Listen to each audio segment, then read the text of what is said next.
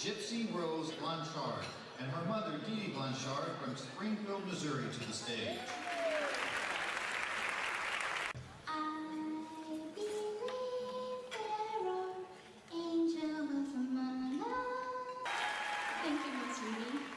And I always said, you're the reason I was born to be your mama. Breaking news this morning, 48-year-old Dee Dee Blanchard was found dead inside her home, and her 19-year-old daughter Gypsy is still considered missing. It all started receiving a call on June 14th to check the well-being of a family. There was a Facebook post that was quite alarming. Gypsy was in a wheelchair. She had leukemia, and she was having seizures, and she had to be tube fed. Whatever they were going through was incredibly hard for them, especially with the medical conditions. And so everybody gathered around them and would try to help them out as much as possible. It just proves that happy endings are not just in fairy tales, they're real. The truth is, okay, I'll admit it. I did actually stab her. I will admit it. So I know that he loves me and he would do anything for me and to be with me. Did Gypsy know that you were going to kill her mother? Honestly, she asked me to. Okay. Both Facebook postings were authored by Gypsy. The prosecutor has filed charges this morning for first-degree murder.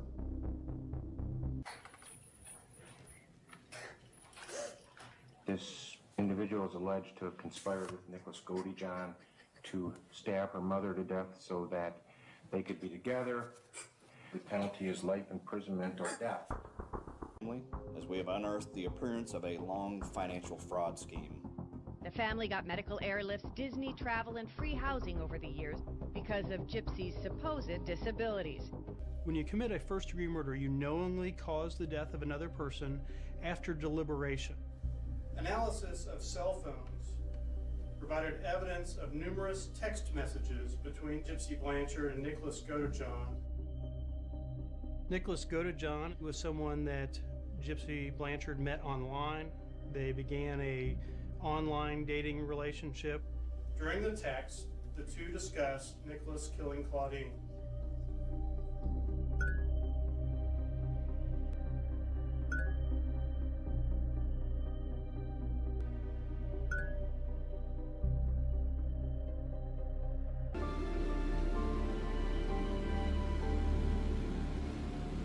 Still asks the question, how do you kill your own mother? I mean, there's got to be a reason. There's got to be some abuse there. This all started long before Gypsy would have ever had any type of say in what was happening. Right from birth, 3 months old, Dee Dee was telling me that she had sleep apnea. And it escalated from then. Dee Dee told me she's not gonna live to be, 18 years old. She may be an old teenager. That's about it. Her mother appeared to have taken great steps to keep Gypsy in a very juvenile role, making her act several years younger than her actual age. It appears that Gypsy was not even aware of what her actual age was. I called her for her 18th birthday, and Dee Dee said, don't tell her she's 18, I'm like, what you mean don't tell her she's 18? She said, no, she's 18, it's her 18th birthday.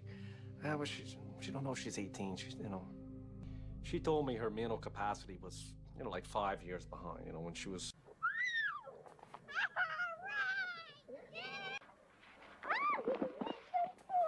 Aaron, as you remember. This is actually kind of the first time I've been honest. Besides being honest, with my attorneys. Even that, I haven't been completely honest with them, so. How would you describe your mom?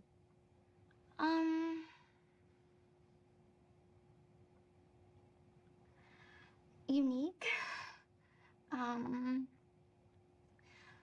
I used to always think that maybe she's a little overprotective So if I had to say one word about her, it would be overprotective. Good. I really didn't think any abuse was going on. It's like when you're abused, but you've lived that way your whole life, you don't really know that you're being abused. You don't know any different. What illnesses did your mom say that you had? Asthma, epilepsy, hearing impaired, vision impaired, fed with a feeding tube, paralyzed from the waist down, slow, so retardation, and among other things, I just can't remember them.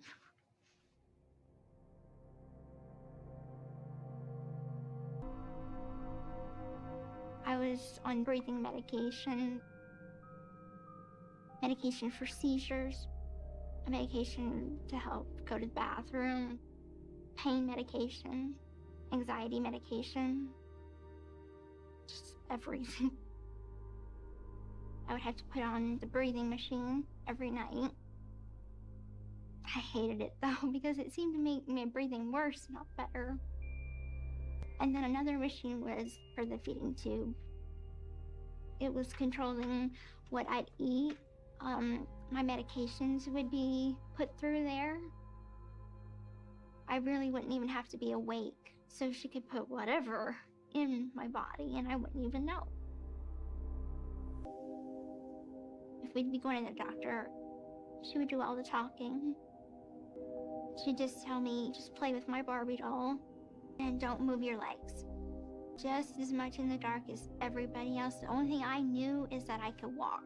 As for everything else, you know, the leukemia, the epilepsy, I was taking medication that she said was cancer medicine. She would shave my head and say, well, it's gonna fall out anyway, so let's just keep it nice and neat. I just went on blind faith that a mother knows best. Gypsy Rose Blanchard was as consistently and viciously subjected to, in my opinion, Munchausen by proxy as anyone I've come across. Munchausen by proxy involves a caregiver who either feigns or actually induces illness in her children, and her goal is some kind of emotional gratification, looking for sympathy, attention, care, concern that she feels unable to get in any other way. It is a form of child abuse, first and foremost. Basically, each one of these paper clips is some medical record where Dee Dee essentially lied to the doctor about something. This was the first one that jumped out at me. Mother is not a good historian, which is interesting because he puts that in bold and underlines it. One of the things was a big discrepancy was that for a person that has not walked for 9 years, for years, she should have technically almost no muscles in her lower extremities. And she was able to support her body weight. I remember her standing. So I had a big doubt about the whole thing from the beginning. Analyzing all the facts, and after talking to a previous pediatrician, there's a strong possibility of Munchausen by proxy, with maybe some underlying unknown etiology to explain her symptoms. So many people looking at her, I would have been rejected at the spot. So all what I could do is put that in my note. How Dee Dee figured out that Dr. Flasterstein was on to her. She would have gotten a copy of this letter